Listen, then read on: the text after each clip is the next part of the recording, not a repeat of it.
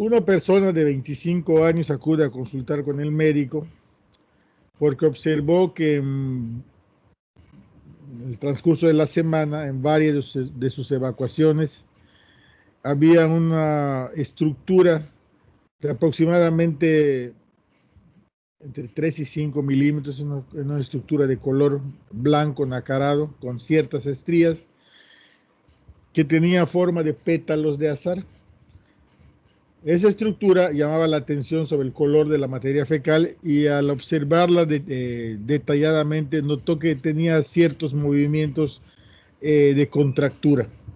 Entonces tomó una de esas muestras y se la llevó a consultar al médico. Y el médico en el interrogatorio y en la exploración física, pues no encontró ningún dato anormal. Aparentemente el sujeto era, se sentía bien, no tenía ninguna molestia. En la exploración no le encontraron nada. No encontró nada absolutamente normal. Le preguntó si había tenido diarrea en los últimos días y le dijo que no.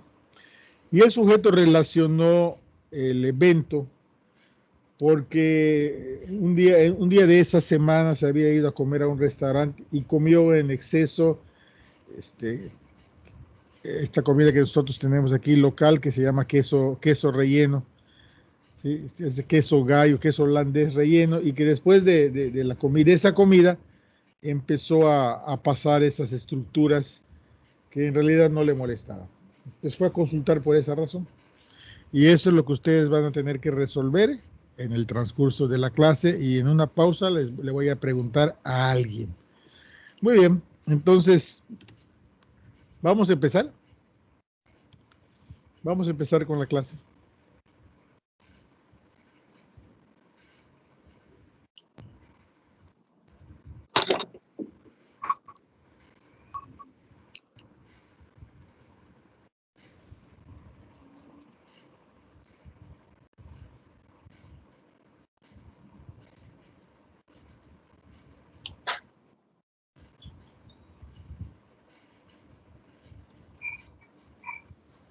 Está. ¿Sí ven la presentación? Ya la vi. ¿Está con su teléfono? Sí, es que con la computadora no sé por qué, pero no puedo compartir mi pantalla. Ah, bien. Está bueno, adelante. Sí. Afortunadamente se ve bien. Después nos enseña cómo le hizo. Sí. Puede quitar el cuadro negro que está abajo y a la derecha. Lo puede mover a algún lugar fuera de la visión de la. Exactamente. Ok. Perfecto. Bueno, buenos días. Yo soy Lilian y el tema que les voy a hablar es el de los helmintos. Y bueno, en primer lugar, los helmintos son miembros del reino Animalia, que también se conocen como metazoos, y son animales multicelulares. Aquí ya podemos ver otros niveles de organización celular, como son tejidos y órganos. Y bueno, otras de sus características son que los helmintos son alargados y simétricos bilateralmente. A comparación de los protozoarios, estos son mucho más grandes, generalmente son macroscópicos, con tamaños que varían desde 1 milímetro hasta 1 metro. Y bueno, algunos van a estar cubiertos por una cutícula protectora, que bien puede ser lisa o tener espículas, espinas o tubérculos.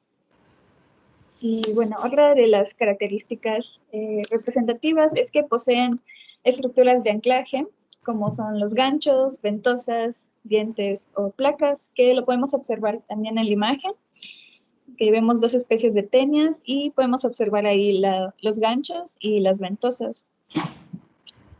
Bueno, otra de sus características es que ningún helminto posee sistema circulatorio. Okay. En cuanto a la alimentación, los helmintos se van a alimentar ya sea por ingesta activa de líquidos o tejidos del hospedador, o por la absorción pasiva de los nutrientes que se encuentran pues, en su entorno, y sobre todo del contenido intestinal. Y estos nutrientes se van a almacenar en forma de glucógeno. Son organismos anaerobios, sin embargo, algunas formas larvarias pueden requerir oxígeno. Y Pues otra cosa que destaca es que las larvas de estos organismos son morfológicamente distintas a los parásitos adultos. Y en la imagen lo podemos observar. En la parte de arriba vemos un huevo de Ascaris lumbricoides y en la parte de abajo ya observamos su forma adulta.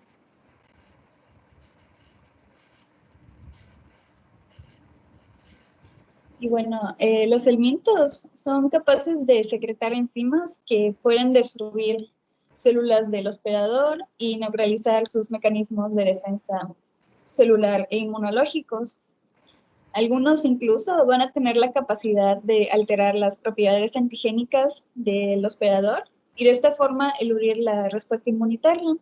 Y el mecanismo que utilizan es similar al de los protozoarios, que no sé si recuerdan, que lo que hacían era incorporar los antígenos del hospedador en su cutícula y de este modo logran que el sistema inmunológico del hospedador los detecte y pues así este parásito pues puede sobrevivir en el hospedador durante muchos años. Ok, en cuanto a la clasificación, esta es bastante sencilla. Los helmintos se dividen en dos grupos. Por una parte tenemos a los nematelmintos o nemátodos, que son los gusanos redondos, y por otra parte tenemos a los platelmintos, que a su vez se dividen en dos filos, que son el de los tremátodos y los céstodos.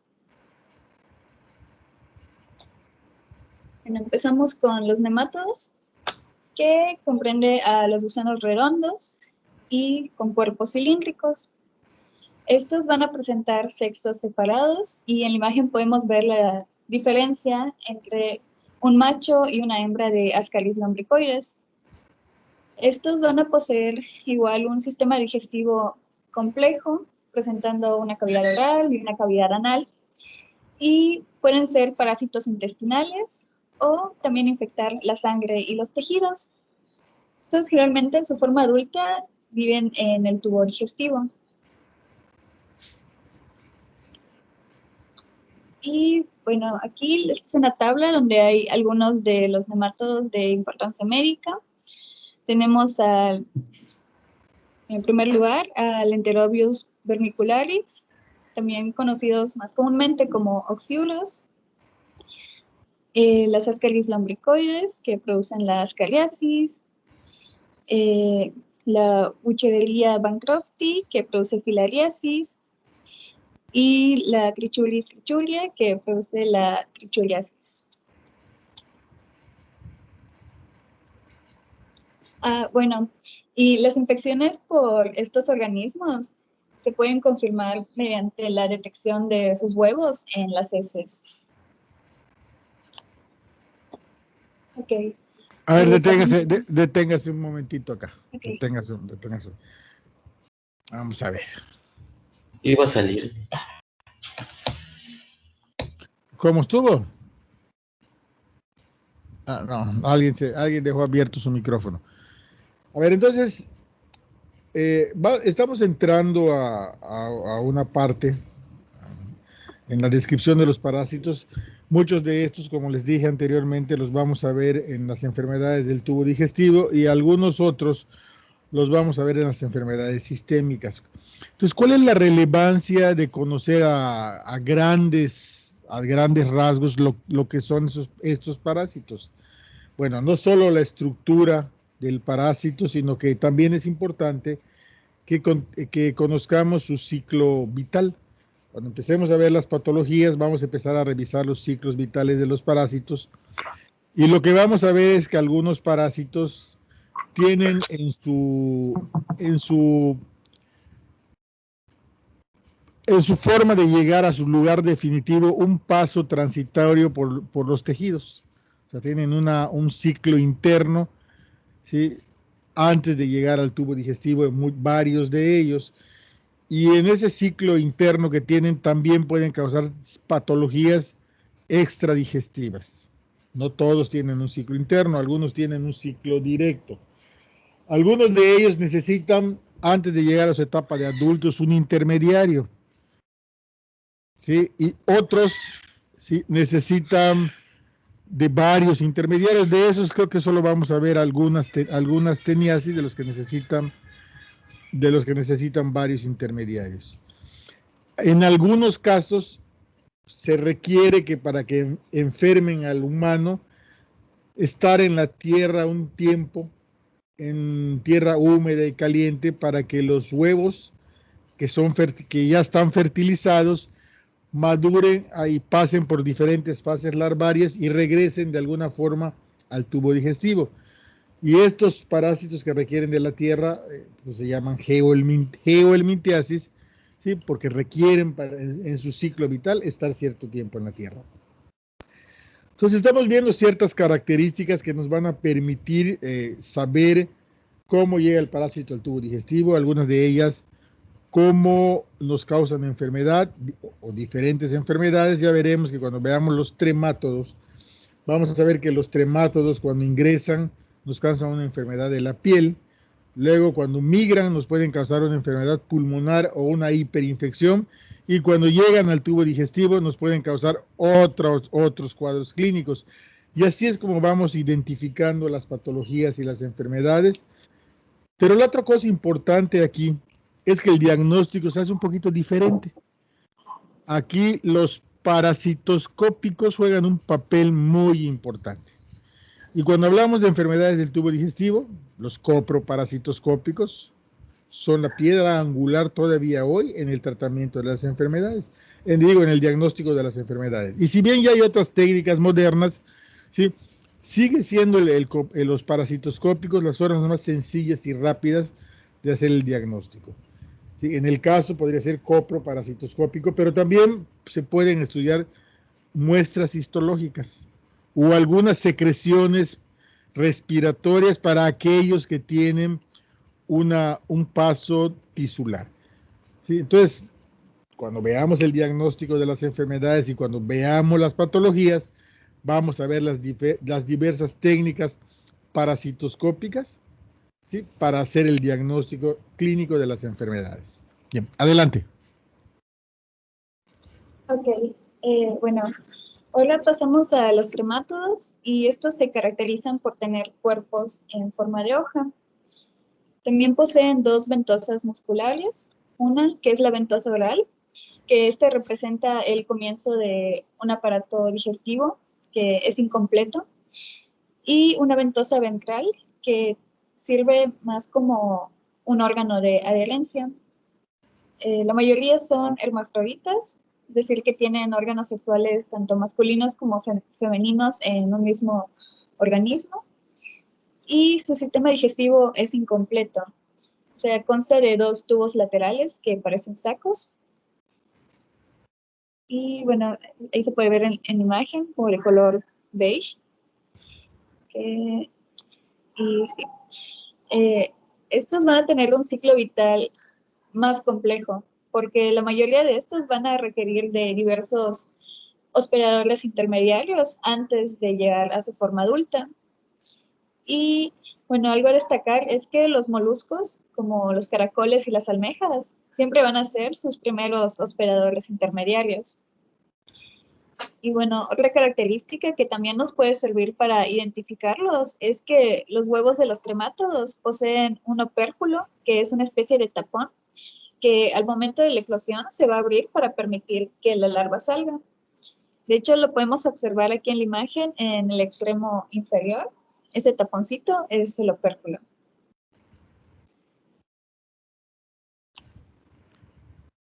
Y bueno, aquí hay algunos tremátodos de importancia médica, como la Phaseolopsis buschi, o duela intestinal gigante, la fasciola hepática, la Paragonimus westermanni.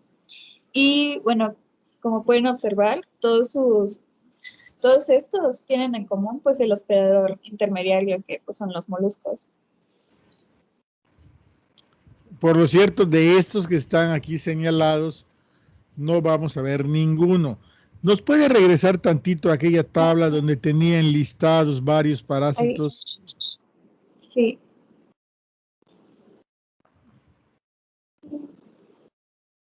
No, no en esta.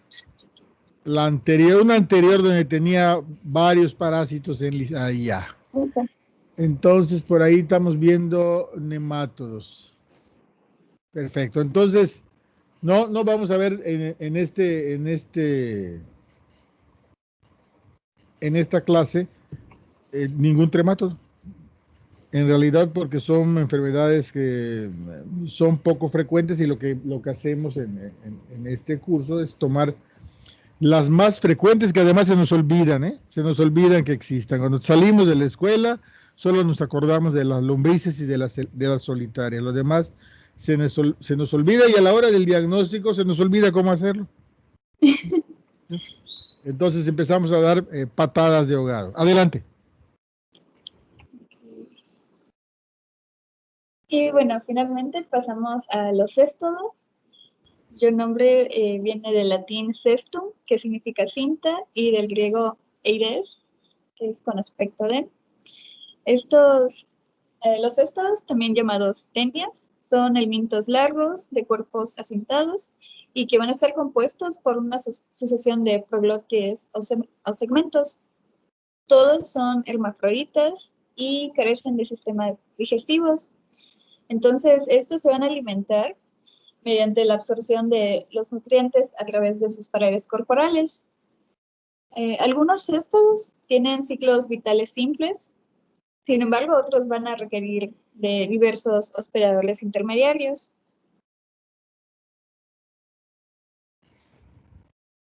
Okay. En cuanto a la morfología, se componen principalmente de tres partes, que son el escolex, el cuello y el estróbilo. El escolex o cabeza contiene otras estructuras como son el rostelo. Este no está presente en todos, pero bueno, en el caso de la tenia, que es la que está en la imagen, sí está presente y esta es una protuberancia que puede retraerse y que le va a servir como un método adicional de fijación. Y bueno, en el caso de la tenia, hasta podemos observar en la imagen que alrededor de este rostelo se encuentran los ganchos que igual le sirven como método de fijación. Y también tenemos las ventosas, que estos son unos discos de succión musculares que les van a servir para fijarse a la mucosa intestinal del hospedador. Luego tenemos el cuello, que es un segmento indiferenciado a partir del cual se van a originar los distintos segmentos o proglótides del gusano. Y el estróbilo, que esto va a estar formado por una cadena de proglótides, en la que cada proglótide va a contener una unidad reproductora hermafrodita.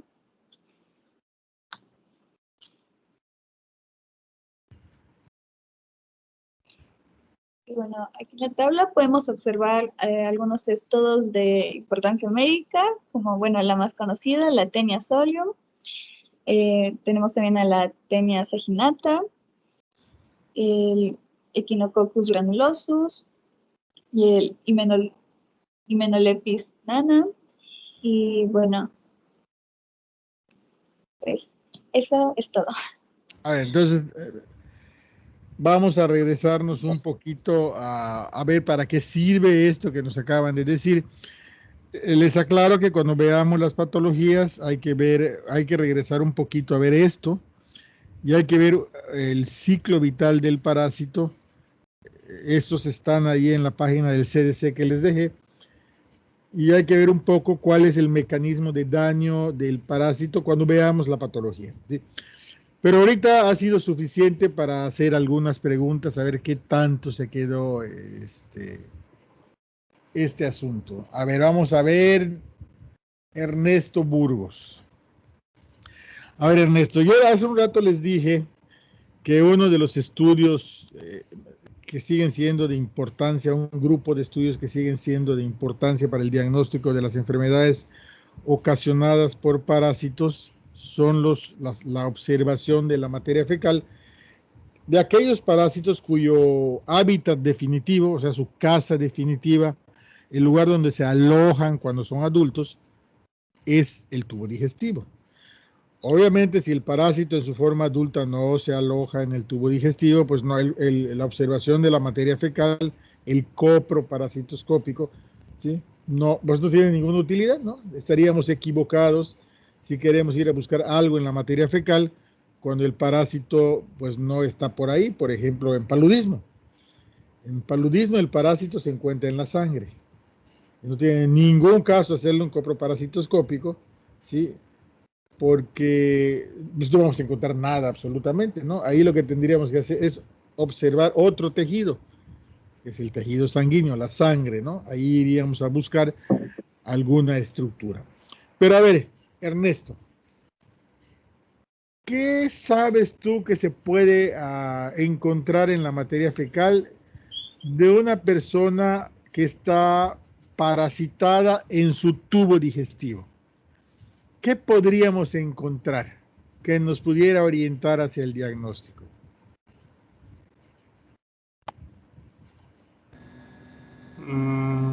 Puede ser moco. Pero el moco, ¿cómo nos ayudaría? Bueno, sí, puedes encontrar el moco en un enfermo del tubo. Si tiene inflamación, cualquier enfermo que tenga inflamación en el tubo digestivo, sobre todo en la parte baja, en el colon, pues sí, va a ocasionar moco, porque el moco es algo que se produce más cuando hay inflamación, cuando hay irritación, pero eso no te ayuda. El que encuentres moco no te sirve para nada, solo puedes decir esté inflamado, y a veces se inflama por hemorroides, ¿sí? Entonces no, el moco es una expresión, puede ser una enfermedad, pero no orienta hacia nada, Ernesto. Así que es correcto, si piensas que alguien está enfermo porque tiene moco, es correcto, pero no te orienta hacia el diagnóstico de algo en especial. A ver, ¿qué podrías encontrar?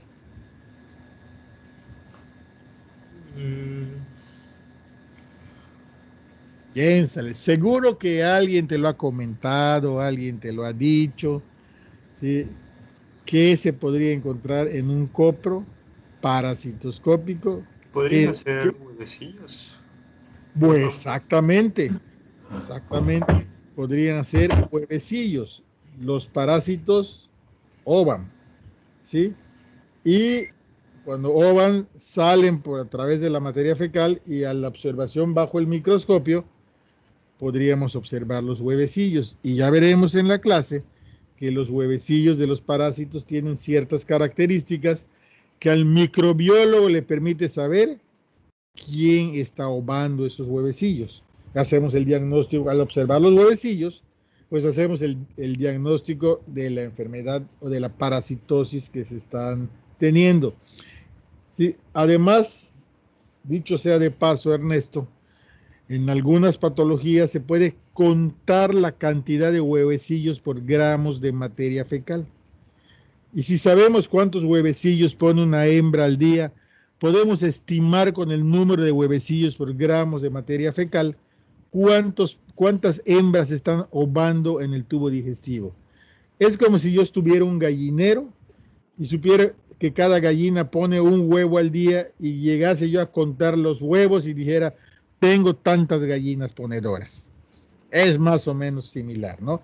Entonces, podemos observar de forma cualitativa el número de los huevos, y en algunos casos los podemos contar y estimar cuántos parásitos.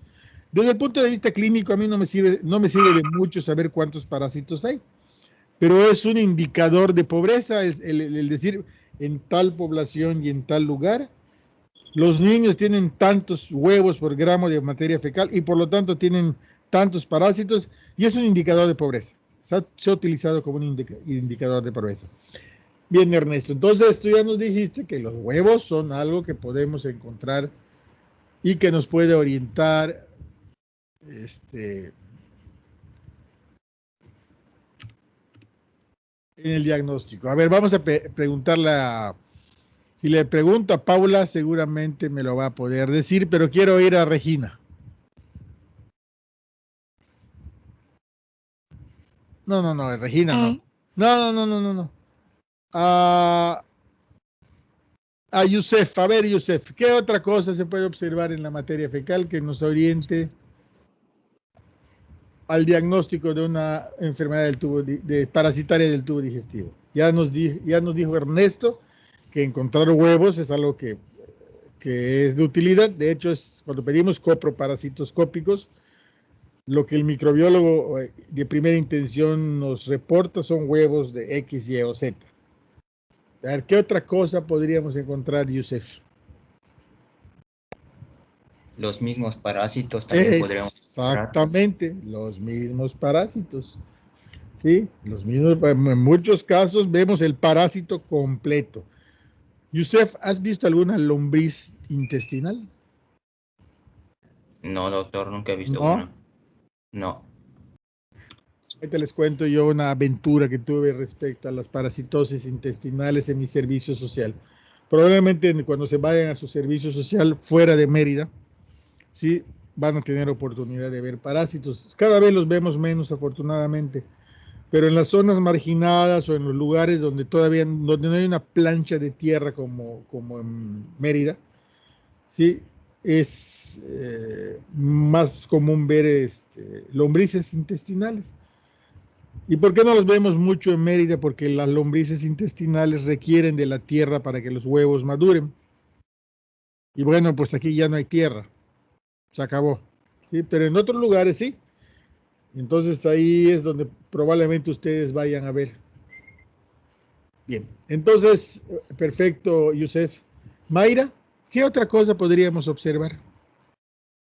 Ya nos dijeron que huevos y parásitos. Nos falta una cosa que podríamos observar. ¿Los huevos o el parásito completo?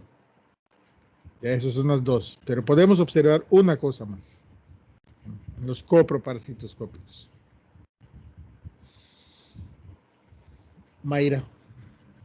Está fácil, parece una pregunta capciosa.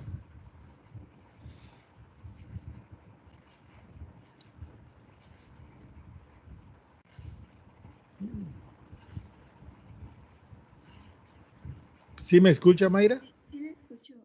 Sí. No pasa nada si se equivocan. De todas maneras, si no lo dicen, lo voy a decir yo. Les falta la parte más fácil. Restos de... Ya eso. Exactamente. Restos o fragmentos de parásitos. Entonces, en un coproparasitoscópico, eso es lo que vamos a buscar. ¿Sí? Vamos a buscar los huevos. Vamos a buscar si se puede el parásito completo o si lo expulsan el parásito completo. ¿Sí? O fragmentos del parásito completo. Es el principio de los coproparasitoscópicos. Y vamos a ver un poquito más adelante que hay diferentes técnicas para hacer un coproparasitoscópico y algunas veces utilizamos el ciclo vital del parásito para ir a buscarlos. Por ejemplo, cuando veamos el tema de oshuriasis, ¿sí? Los oshuros tienen cierta característica de que las hembras, bueno, el hábitat definitivo está en el colon, ¿sí? Les gusta mucho la parte del ciego, pero las hembras tienen la costumbre de que para ovar salen por la noche a las márgenes del ano, allá ovan y luego se regresan a su casita, ¿sí? Salen a ovar y se regresan.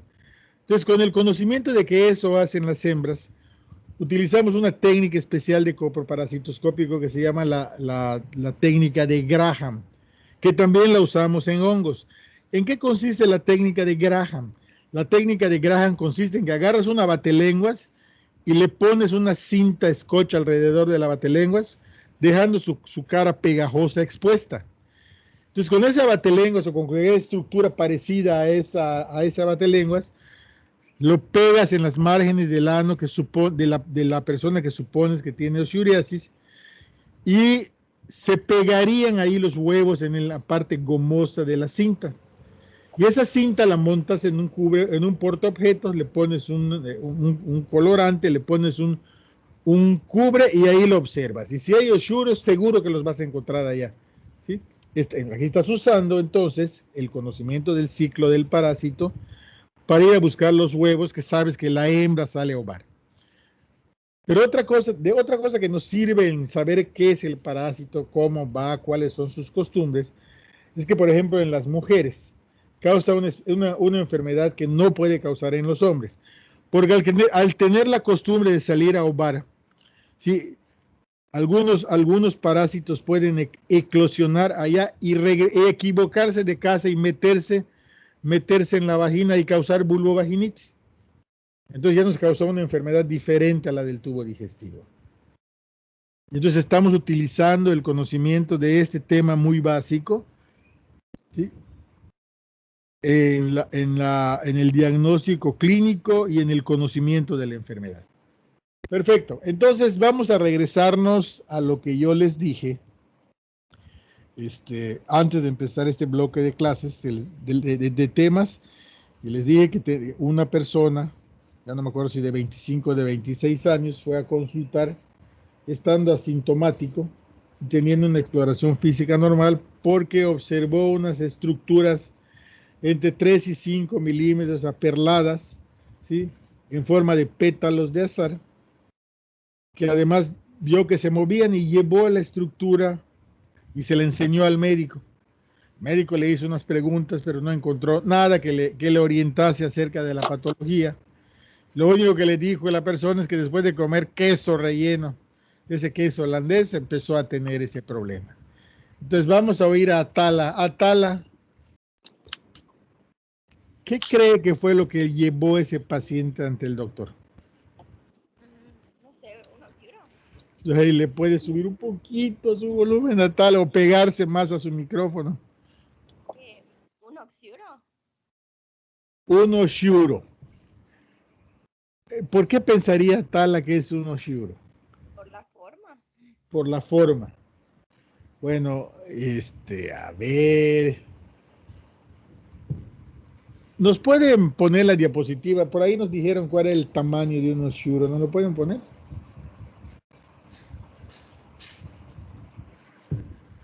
¿Y nos lo puede leer, por favor?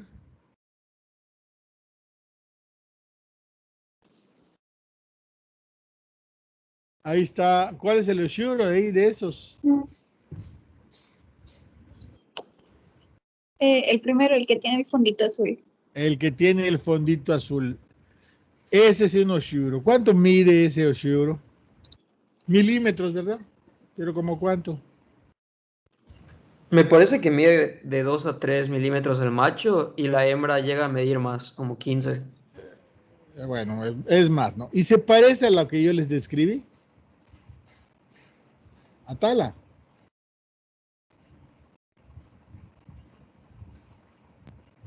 No sé, es que era pétalos de azahar, o sea, sería como que más gordita, ¿no? Sí, estaría más gordito, ¿sí? Exactamente. Entonces, fíjense qué importante es,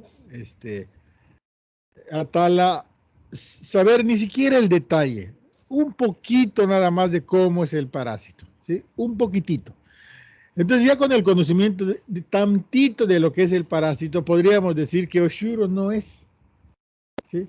Porque el Oshuro que estamos viendo aquí, pues está alargadito, tiene un extremo más delgado y otro más gordito, ¿sí? No tiene una forma globosita como un pétalo de azahar. Tampoco le veo las estriaciones que yo les dije, aunque la imagen está muy chiquita, seguramente en vivo no tendría las estriaciones. ¿Qué tiene en común con lo que yo les describí? Pues en común tiene el color, ¿sí? El color es lo único que tiene en común con lo que yo les describí. Entonces, no podemos decir que este paciente, por lo que decimos, tiene oshiuriasis. Además, la oshiuriasis, cuando vemos el parásito, es que la parasitosis es ya muy, muy grande y seguramente tendría síntomas. Es un parásito que cuando ya parasitó mucho, porque veremos en su ciclo que puede haber autoinfecciones, cosa que no sucede en cualquier parásito, porque el huevo es tan pequeñito que vuela cuando batimos las hamacas, las camas, cuando hay polvo, cuando barremos. El huevo de los oshiuro vuela, entre comillas, porque no tiene alas, y lo podemos respirar y completa su ciclo directamente, puede entrar otra vez a la misma persona. Y cuando veamos oshiuriasis, vamos a ver que la oshiuriasis, como la sarna, es una enfermedad familiar.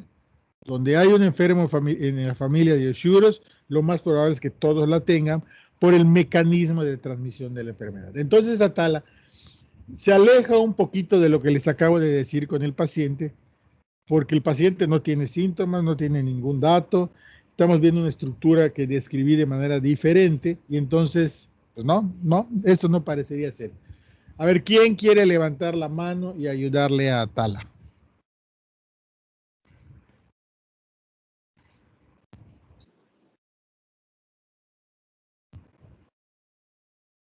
¿Nadie? Puede ser Trichuris Trichuria. A ver, ¿cuál es la? Ahí está la Trichuris Trichuria. Está debajo de la enterobius vermicularis. Velo bien. ¿Sí lo ves? Sí. Las dos de abajo son, bueno, la de abajo a la derecha es Trichuris Trichuria. ¿Se parece a lo que describí? Estaba leyendo y el MID tiene la misma longitud que mencionó. Y también Pero había puede ser, leído. tiene la misma longitud que mencioné y podría estar más grande. Pero ahí tiene la imagen allá, mira abajo y a la derecha. Sí, cuando veamos Trichuris trichuria, vamos a ver que la hembra, que es la que se queda ahí adentro, que es la que da lata, ¿sí? Es un parásito que se describe como en forma de látigo, ¿sí? Aquellos látigos de cuero que usaban los vaqueros antes, donde todo de cuero, ¿no? Donde la empuñadura estaba más gruesa y el extremo del distal estaba más delgadito y tiene esa forma encorvada y se hace curvita como lo estamos viendo allá. El macho tiene una forma de ganchito, ¿sí? Y podría ser que esté de ese tamaño como el que describí y un poquito más grande. Y lo que tiene en común y no tan en común es el color. Y de nuevo lo que acabo de describir, pues tampoco se parece a eso. Entonces, por lo tanto, ninguno de los que estamos viendo acá. ¿Nos puede poner la imagen de una lombriz, por favor?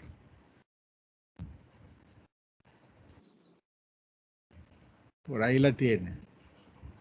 ¿Sería esto, Jesús? Jesús Novelo.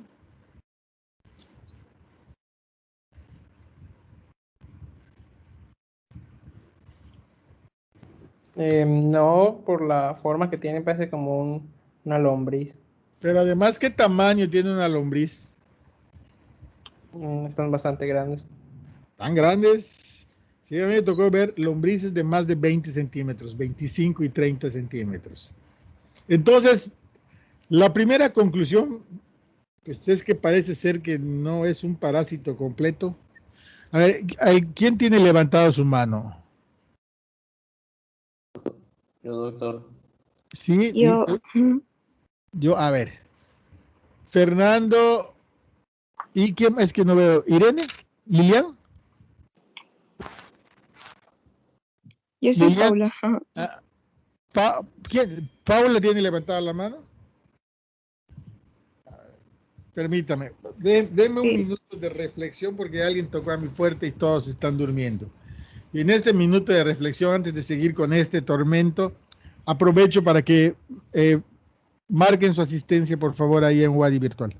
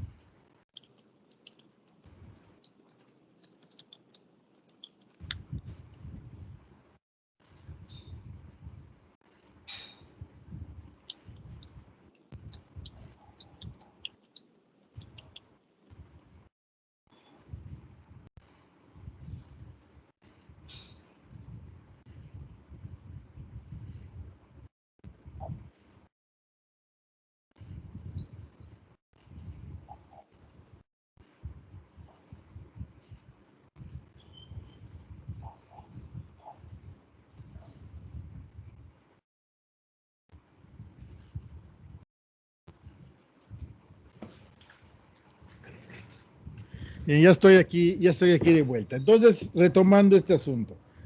Como no parece ser un parásito, pues también podría ser un pedazo de parásito. Ya les di una segunda orientación. No parece ser un parásito. Podría ser un pedazo. Y una última pregunta antes de que yo les diga qué es, a ver si nos puede decir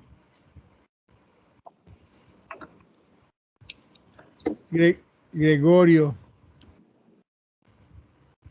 Rodríguez. Es un pedazo de un parásito. ¿De cuál será?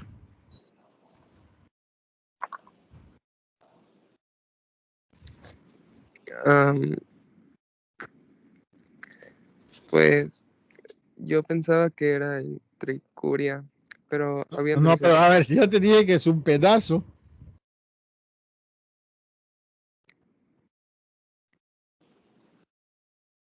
Si es un pedazo ya no puede ser ese, porque solo el pedazo ya está casi del tamaño del parásito. Puede ¿Nada? ser, o sea, el fragmento como el caparazón o algo así, como habían mencionado, puede ser uno incompleto o puede ser que ya eclosionó. Un trematodo puede ser. No. Bueno, ya para no prolongar mucho, vamos a ver la mano levantada. ¿Quién tiene la mano levantada aquí? No veo quién es. ¿Quién tiene levantada su manita? A ver, revisen. Iván. Iván, ¿tú tienes levantada la mano? Sí, tengo la idea, podría ser un pedazo de proglótide. Un pedazo de proglótide. Fernando, ¿qué crees? ¿Tú tienes levantada la mano, no? Sí, sí. Puede ser Taniasolium. ¿Completa? Mande. ¿Completa? No completa, por un pedazo. Un pedazo. A ver, los dos tienen razón. No podemos decir que sea Tenia solium, puede ser Tenia solium o Tenia saginata. Pero lo que les describí es un proglótido. A ver, bajen su manita. Es un proglótido. ¿Sí? Más adelante vamos, cuando veamos teniosis, teniasis y también cuando veamos cisticercosis, vamos a ver que en especial la tenia, tanto Tenia solium como Tenia saginata, sí nos voy a poner ¿cómo se llama? La imagen de Tenia que nos tenía puesto para allá. No, pero había donde tenía la cabeza. Ese, donde tenía esta. Bueno, cuando veamos teniosis, vamos a ver, y ahí tienen a la derecha una imagen. Vamos a ver que tiene un escólex, y el escólex, que es la cabeza, tiene estructuras rostelo o ventosas que va a depender de la especie. Entonces aquí ya hay otra cosa. Para identificar la especie de teniosis que tenemos, lo podemos hacer con la observación de la cabeza o con la observación de la estructura interna de su aparato reproductor, que es más difícil todavía. Sí, pero aquí ya nos dijeron que las dos tenias más comunes, la Tenia solium y la Tenia saginata, en su cabeza tienen estructuras diferentes. La Tenia solium tiene ganchos, por eso también le llamamos tenia armada, y la Tenia saginata solo tiene ventosas. Y eso es importante porque la Tenia solium nos puede dar cisticercosis y la Tenia saginata no. La Tenia solium es la que tenemos aquí en nuestro estado, porque somos un estado donde se cría mucho ganado porcino y lo ingerimos mucho. Y en el norte ganado vacuno, donde el intermediario es el ganado vacuno para la Tenia saginata. Entonces ya estamos viendo aquí la importancia de saber un poquito de esto. Luego, cuando veamos este parásito, vamos a ver que tienen un cuello, que es así como lo tenemos nosotros, un cuello. Pero aquí la relevancia del cuello es que cuando ingresa el parásito, lo único que tiene es cabeza y cuello. Y a partir del cuello es cuando empieza a crecer el parásito, que puede alcanzar varios metros. ¿Sí? Puede ser tan grande como 4 o 5 metros y se llama solitaria porque no hay espacio más que para una. No comparte, entonces se llama solitaria. Y lo que vamos a ver es que conforme los segmentos, porque es un parásito segmentado y acintado, y en cada fragmento de ese segmento están sus órganos reproductores, es hermafrodita, ¿sí? Y conforme va yéndose, alejándose del cuello, va madurando, ¿sí? Y conforme va alejándose del cuello, se van fecundando esos segmentos, y cuando llega a la parte final, se van fraccionando y se van expulsando. Entonces, lo que yo les describí es un proglótido, eso es lo que es, un proglótido, que es una parte del parásito, es un segmento pequeño del parásito, que en el interior tiene útero, tiene un sistema reproductor masculino, el útero tiene ciertas características, y cuando está fecundado es un saco de huevos también, ¿sí? Y ahí empieza el ciclo, ¿sí? En su paso por su intermediario, hasta que puede llegar otra vez al tubo digestivo y causar enfermedad. Y accidentalmente podemos tener la enfermedad que le da al intermediario, que es la cisticercosis. Entonces, con este ejemplo que yo les puse, pues les estoy tratando de mostrar cuál es la importancia de saber algo de cuál es la estructura del parásito, ¿sí? De cómo desde el punto de vista clínico para nosotros sería de utilidad, y qué hace la diferencia entre el médico que sabe algo de esto y el que no sabe absolutamente nada, ¿no? Porque el que no sabe absolutamente nada no tiene ni idea de lo que se está encontrando, y el que sí sabe, cuando llegue el paciente con sus muestras de materia fecal o con las muestras de lo que encontró, va a hacer el diagnóstico automáticamente. Pero además les cuento una anécdota. Yo crecí en un lugar que se llama Espita, que está al oriente del estado, y muy cerca de Tizimín y Valladolid. Quizá alguno de ustedes sea de por allá o conozca por allá.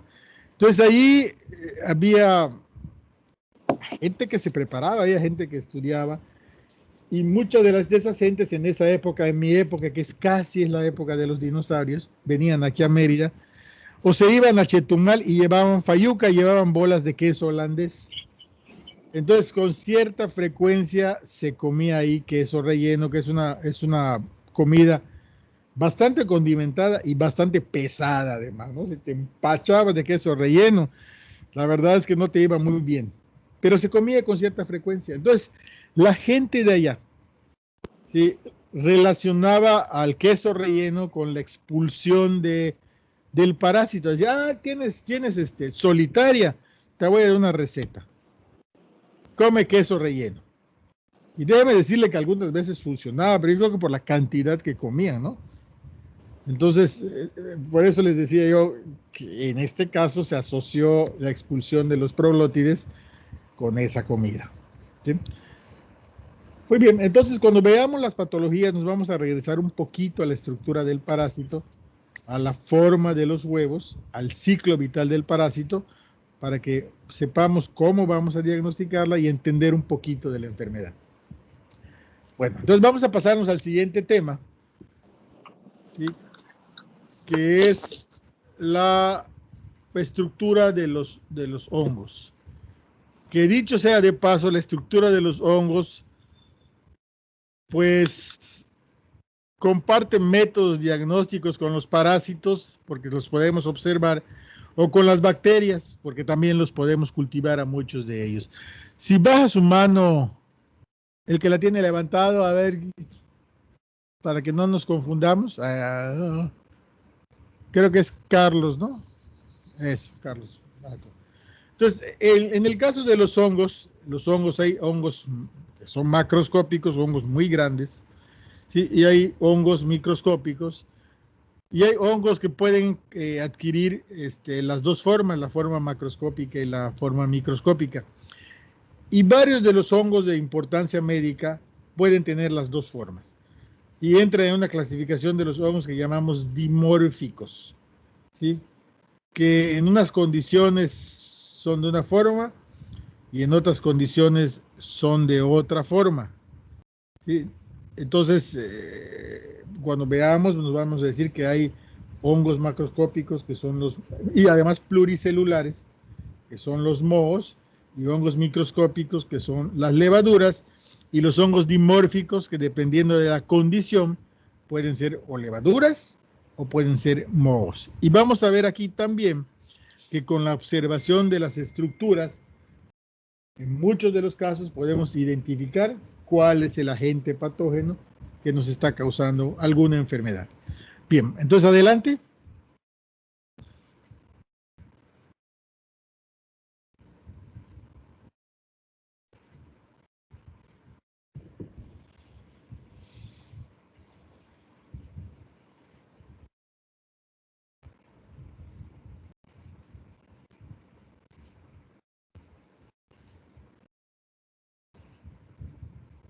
No escuchamos, Carlos. Sí, doctor, permítame un momento. Ah, está bien, perfecto.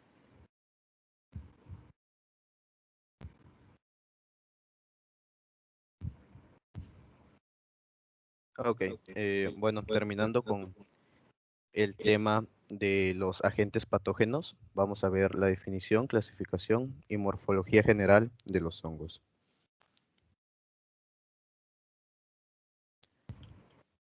La definición como tal es que son organismos eucariotes en los que pueden estar englobados los mohos, las levaduras y las setas. Y son un grupo ubicuo y variado cuya principal finalidad es degradar materia orgánica. Anteriormente no estaban considerados como un reino aparte, sino que estaban junto con el reino vegetal. Pero dado que tienen diferentes características y no compartían muchas similitudes, decidieron apartarlo y por este momento tienen un reino para ellos solos. Sus usos podemos encontrarlo en alimentos como en el pan, la levadura, también en la fermentación de, por ejemplo, el vino, de cervezas. Lo podemos encontrar en medicinas como la penicilina. Lo podemos encontrar también para usos contaminantes, venenosos, para decoraciones por el estilo que tienen algunos hongos y también para usos recreativos.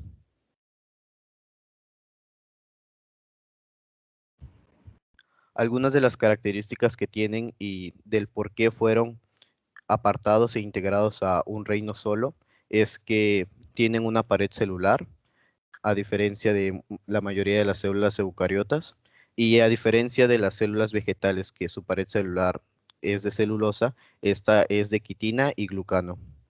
Además, tiene una membrana celular que sustituye el colesterol por ergosterol. No son fotosintéticos, es una de las claves por la cual se separaron del reino vegetal y actualmente tiene su propio reino. Otras características es que tiene una existencia heterótrofa, o sea que no puede construir su propio alimento de materia inorgánica, sino que tiene que tener sustancias de otros seres vivos para poder alimentarse. Hay diferentes tipos de heterotrofía. Hay unas que son saprobiontes, que son microorganismos que se nutren de materia muerta o en descomposición. Otro tipo son los simbiontes, que son microorganismos que viven juntos, de tal manera que la asociación supone una ventaja para ambos organismos. Hay unos que son comensales, que son microorganismos que viven en una relación estrecha en la que uno se beneficia de la relación y el otro ni se beneficia ni lo perjudica. Y por último están los parásitos, que son microorganismos que viven en el exterior o en el interior de un hospedador y que obtienen beneficios sin hacer ninguna contribución útil a cambio. En el caso de parásitos patógenos, la relación puede ser perjudicial para el hospedador.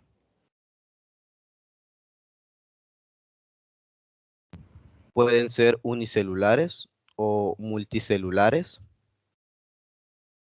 En comparación con las bacterias, los hongos tienen un crecimiento lento, con tiempos de duplicación celular del orden de horas en lugar de minutos. Y la mayoría tiene una respiración aerobia. Sin embargo, hay algunos hongos que son anaerobios facultativos, son los fermentativos, y otros son anaerobios estrictos.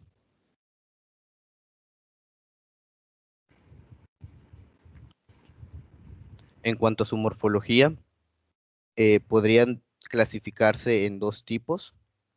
Están las levaduras y están los mohos. Las levaduras son unicelulares en su mayoría, con colonias redondas, pálidas o mucoides en agar. Para su multiplicación, su reproducción es asexual en su mayoría y es a través de la gemación o la fisión, en la cual la célula hace una protuberancia y de ahí salen pseudohifas que terminan siendo posteriormente una célula nueva. Y en el caso de los mohos, son multicelulares con estructuras tubulares llamadas hifas que se alargan mediante extensión apical y pueden ser cenocitidas o tabicadas. Las tabicadas son las que tienen una separación entre cada núcleo, pero comúnmente contienen poros y las paredes están incompletas para que permita el movimiento de nutrientes, organelos y del núcleo. Conforme se extienden las ínfas. Bueno, está bien, después nos regresamos, síguele. Ok. Forman una masa entrelazada conocida como micelio, y hay de dos tipos. Puede ser vegetativo, que actúa como la raíz de las plantas, como recolector de nutrientes y de humedad, y el otro tipo es aéreo, en el cual la superficie más visible de un crecimiento puede asumir un aspecto esponjoso y portan las estructuras reproductoras de esta clase de hongos. Si nos regresas entonces a la anterior, por favor, para que yo les diga ejemplos de cómo esto nos puede servir desde el punto de vista clínico, y les voy a poner como ejemplos patologías. Por ejemplo, del lado izquierdo tenemos la imagen de una levadura. Más adelante, más o menos a la mitad del curso, vamos a ver las enfermedades sexualmente transmitidas. Y aunque la candidiasis vaginal no es una enfermedad que se transmita sexualmente, ¿sí? Está incluida ya por alguna razón que yo desconozco, pero está bien. Quizá es bueno saber que hay que hacer el diagnóstico diferencial con esta enfermedad, que es con la infección por Candida albicans genital, que es un causal muy común de cervicovaginitis. Pero también, dicho sea de paso, Cándida es parte de la microbiota de algunas partes de nuestro organismo, y entre ellos son de la vagina. ¿Sí? Es parte de la microbiota. Y en ciertas condiciones, este organismo que está ahí metido, ¿sí? Ciertas condiciones más bien relacionadas con el hospedador, ¿sí? Permite que cause una enfermedad. Entonces, el observar Cándida en las secreciones vaginales no sería suficiente para hacer el diagnóstico. La observación tiene que ser bajo microscopio, desde luego, porque las levaduras pues, son estructuras microscópicas, y si bien están bastante grandes, pues a vista del ojo pues no las podemos ver. Entonces, lo que estamos viendo aquí es la descripción de algo que podemos hacer con Cándida cuando la metemos a un medio enriquecido que es plasma, y lo que vemos es que la formación de ese tubo germinativo que está abajo y a la izquierda, ¿sí? Nos identifica a las cándidas que pueden causar enfermedad. Si no forman tubos germinativos, son cándidas que que de manera difícil puedan causar enfermedad. Entonces aquí ya estamos usando la morfología del agente, del posible agente, para hacer un diagnóstico, ¿sí? Este es en el caso de una levadura. Entonces, es algo similar a lo que hacemos con los coproparasitoscópicos, y aquí la observación en fresco de una secreción, ¿sí? Nos permite estructuralmente identificar algo, y además con su comportamiento replicativo. Ya nos dijeron que las levaduras se multiplican por fisión binaria, y muchos de los hongos que son mohos, cuando están libres en la naturaleza, cuando infectan al hombre, se convierten en levaduras, porque es la manera más fácil de multiplicarse, ¿no? Eso es lo que nos hacen los hongos dimórficos. Luego del otro lado tenemos a los mohos cuya estructura básica, ¿sí?, son las hifas, que son una especie de palitos que tienen, como ya nos dijeron, una forma tabicada, ¿sí?, y también tienen una forma lisa, o hialina o cenocítica. Y esta es una base para la identificación de los hongos. Más abajito nos tienen puesto ahí una forma replicativa que son los conidios. Seguramente más adelante nos van a decir que hay diferentes tipos de conidios, ¿sí? Y como las flores grandes que conocemos y que muchos tienen en su jardín, por la forma de florecer, por la forma de sus frutos, también los podemos identificar. Entonces estamos viendo que aquí de alguna manera la identificación de algunas estructuras del reino fungi es también por la observación directa de sus características. Cuando veamos las patologías, vamos a ver que en la forma infectante en los mohos generalmente son esporas, que pueden ser artosporas u otras, y que en las levaduras es un poquito diferente, ¿sí?, porque las levaduras pues no forman esporas. Entonces aquí no es nada más para señalarles la importancia clínica de saber lo básico respecto a la morfología de los hongos. Adelante, síguele. Ok.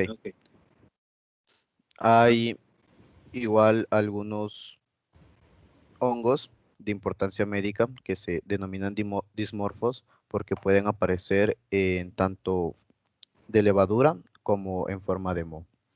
Y así como mencionó el doctor, la mayoría de los mohos se replican en manera de esporas, que es una manera de que estas células sean más seguras, porque están en una etapa donde son más resistentes a muchos cambios, tanto climáticos como mecánicos, y hace que sea más segura la supervivencia de estas células.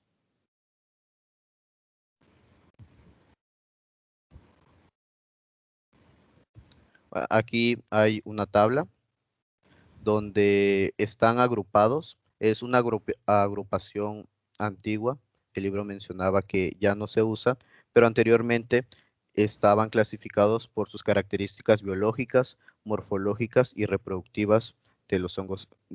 En este caso son hongos patógenos, pero actualmente la clasificación es más por la genética de cada uno de los diferentes hongos. A ver, déjame comentarte que la genética de los diferentes hongos, de estructura básica, genética, ha permitido mover a los hongos de un sitio a otro, de pasarlos de una clase a otra con base a qué se parecen desde el punto de vista genético. Sin embargo, aunque ya hemos avanzado en eso, en la clasificación, y existe el PCR, y el PCR en muchos de los casos, o sea, PCR, la reacción en cadena de la polimerasa, la identificación del genoma, en muchos de los casos nos ayuda al diagnóstico clínico de enfermedades, pues todavía sigue siendo esta clasificación antigua lo que los micólogos y los infectólogos y los microbiólogos seguimos utilizando para realizar los diagnósticos clínicos, porque con esto sería suficiente para saber cuál es el nombre de la enfermedad, cuál es el pronóstico y cuál sería el mejor tratamiento que nos podría servir. ¿Sí? En esta tabla, de alguna manera, también estamos viendo las diversas enfermedades que nos pueden causar los hongos. En realidad, nosotros vemos en esta clase, ¿sí?, las enfermedades locales, como son las que están abajo, las dermatofitosis, ¿sí?, las enfermedades mucosas, como en el caso de la candidiasis, y las enfermedades sistémicas, como se va a hacer el caso de la histoplasmosis y la coccidioidomicosis. Sin embargo, hay otras enfermedades que no vemos, pero que vale la pena que ustedes sepan que existan, ¿sí?, que son las intoxicaciones por hongos. Por ahí hay historias horripilantes de cosas que han sucedido por intoxicaciones por hongos, porque a lo mejor ustedes, si no han salido mucho de Yucatán, no saben mucho que hay en el centro del país. Gusta de comer una cosa que se llama caldo de setas. Si van a los supers aquí a Walmart y van a esos supers que vienen del centro, van a ver que hay setas, ustedes pueden comprar esas setas. Y también los mismos champiñones, hay hongos que se parecen mucho a los champiñones, pero son tóxicos. Entonces, las intoxicaciones por hongos son otro tipo de enfermedades que pueden llevar a la muerte y que no estudiamos en este curso, ¿sí? Y que entra en el grupo del misetismo, ¿sí? Las intoxicaciones por hongo. Y también, bueno, como ya nos mencionaron, algunos hongos son de uso recreativo, pero si también te pasas, te pueden llevar al otro extremo. Por ahí hay una película muy antigua que dudo que ustedes sepan que exista, pero se las comento porque a lo mejor está en internet, que se llama 5 de chocolate y 1 de fresa. ¿Sí? Esa es una película cuya protagonista fue Angélica María, que también quizá ya no la conozcan, ¿sí? Y que trata de una muchacha que tenía una doble vida, estaba en un convento de monjas, y se transformaba cuando tomaba hongos y tenía una doble vida, ¿no? Y más o menos nos habla nos cuenta la historia de algo, de una persona que consumía sin saberlo, hongos de uso recreativo. Entonces, este es el espectro amplio de la enfermedad que nos pueden causar los miembros del reino fungi, ¿sí? Adelante. Creo que me había saltado esta diapositiva. No estábamos aquí cuando te interrumpí, pero bueno. Okay. Igual, Sí. en cuanto a su reproducción, hay dos tipos, puede ser sexual o asexual. En cuanto al tipo sexual, se denominan teleomorfos y es mediante esporas, ya lo habíamos comentado, y son núcleos haploides, pues es de la misma célula, que se fusionan para formar, son dos células que se fusionan para formar un diploide por meiosis clásica. Y la tipo asexual se denomina anamorfa y es mediante conidias o esporangioesporas y es una división mitótica de núcleo haploide por gemación o fusión.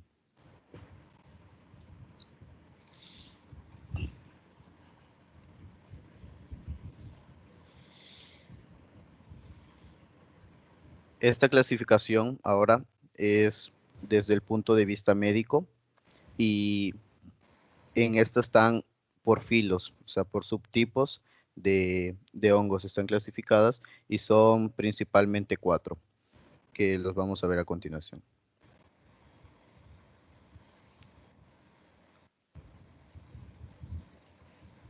El primero es Ascomycota. En este tipo la reproducción sexual lleva a la formación de un saco de pared fina o asco que contienen las ascoesporas haploides. Este subfilo tiene 12 órdenes que incluyen especies patógenas para el ser humano. Entre los más importantes están el orden Anigenales, que contienen los dermatofitos y diversos patógenos sistémicos dismorfos. Está el Eurotiales, que son géneros teleomorfos o anamorfos. En este subtipo se incluye la Penicillium. Está Sordariales, que contienen los teleomorfos del género amorfo Fusarium. Microascales, que contienen los teleomorfos del género anamorfo Cedosporium. Y los teleomorfos de hongos melanizados, importantes desde el punto de vista médico, pertenecientes a órdenes de esta clase. El siguiente es el Basidiomycota. Estos tienen una forma filamentosa con filamentos independientes. La reproducción es asexual y lleva a la formación de basidioesporas haploides. La mayoría de los basidiomicetos filamentosos son hongos de maderas en descomposición y es la causa más frecuente de infección en el ser humano. Y la causa más frecuente de infección en el ser humano es Chrysophyllum comune, desde el exterior de una célula generativa denominada basidio.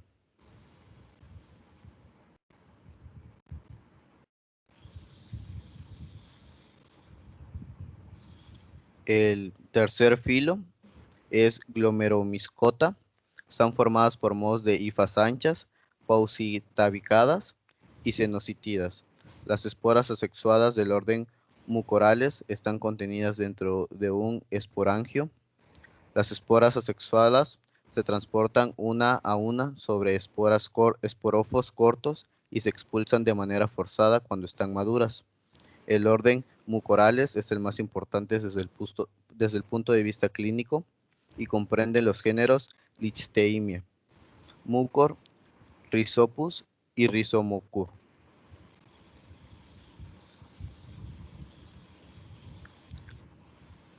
Y el último es el microspora, que son eucariotas formadas de esporas unicelulares e intracelulares obligados. En la actualidad se ha demostrado que las infecciones en el ser humano implican a nuevos géneros diferentes, así como microesporidias inclasificables que se han asignado al grupo colectivo de Microsporidium.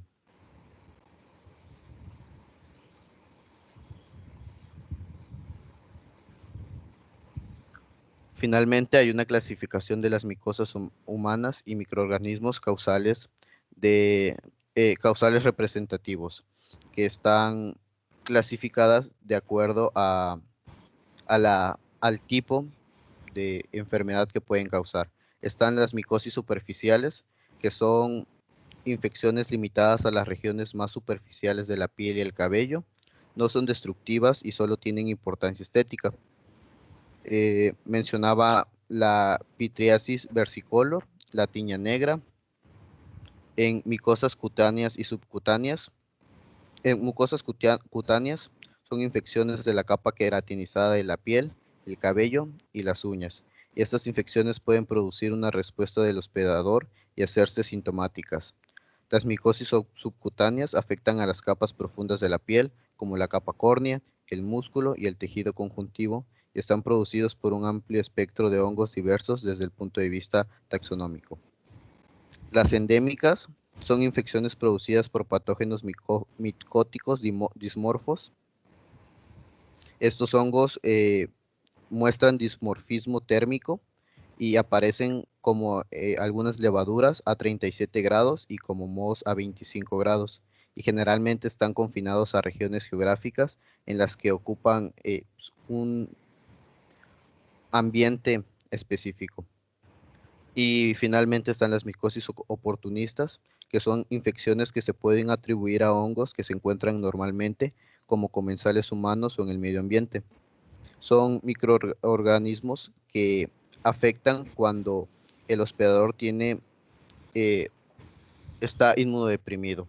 También mencionaba que las infecciones micóticas han aumentado mucho últimamente en el último siglo, y es sobre todo por el hecho de que nosotros como humanos hemos estado creando medicamentos y alternativas para que cada vez aquellas personas, por ejemplo, con cáncer o con SIDA puedan sobrevivir un poco más. Sin embargo, tienen el sistema inmune deprimido. Por lo tanto, son más propensas a poder contraer este tipo de infecciones.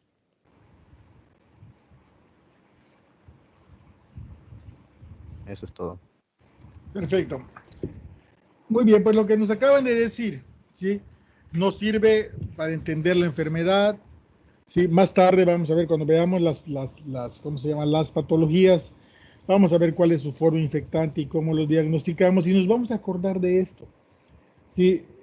En el caso de las levaduras, pues las identificamos a través de pruebas bioquímicas, las cultivamos y las identificamos a través de pruebas bioquímicas, muy parecido a lo que hacemos con las bacterias.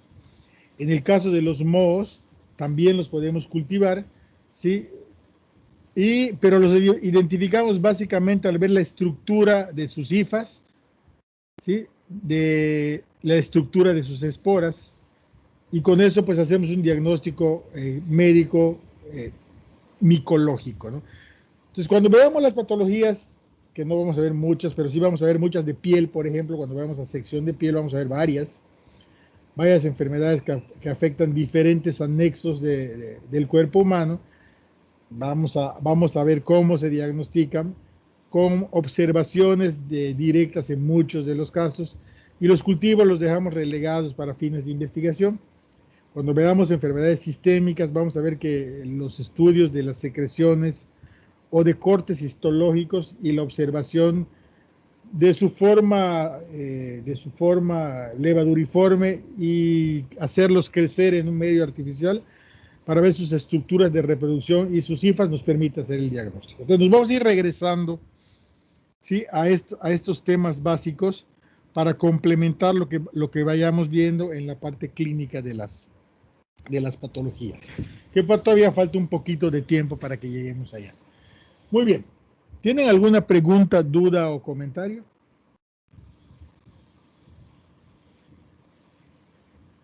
Bueno, ya veremos más adelante si todo está verdaderamente claro. Entonces le voy a pedir a Miguel, a José Francisco, a Liliana y a Carlos que me manden sus preguntas, 2 preguntas de opción múltiple por cada uno de los temas, que me las manden de aquí al domingo, por favor, para que completen su participación de este bloque. ¿Está claro? Sí, doctor. Sí, porque solo me ha mandado preguntas Daniela. Entonces todos los demás se tienen que poner al corriente y bueno, es un buen momento el fin de semana para que hagan 2 preguntas ingeniosas de opción múltiple y me marquen en amarillo la respuesta correcta y por favor no se las pasen a sus compañeros, no me van a servir para examinarles, ¿sí? Por lo menos a ustedes no, me van a servir para otra cosa, pero no se pasen las preguntas, no va a pasar nada si no se las saben. Para la siguiente clase, que sería el lunes, sí registraron su asistencia, ¿verdad? Bien, si no respondieron es que sí. A ver, entonces para la siguiente clase vamos a ver...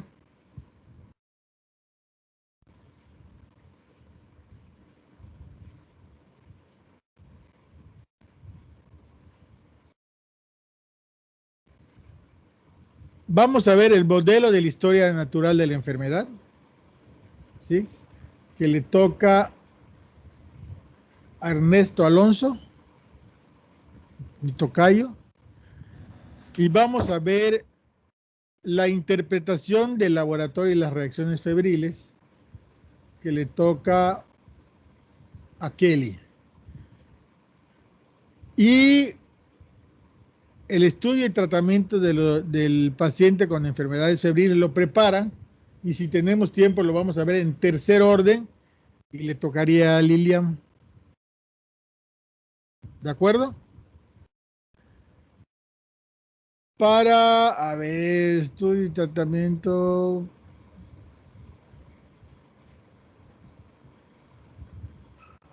Para Kelly, que nos va a dar el diagnóstico por laboratorio. Kelly, en el Murray está la sección de diagnóstico por laboratorio, ¿sí? Eso es lo que queremos, que nos dé un bosquejo general de lo que está ahí en el Murray, ¿sí?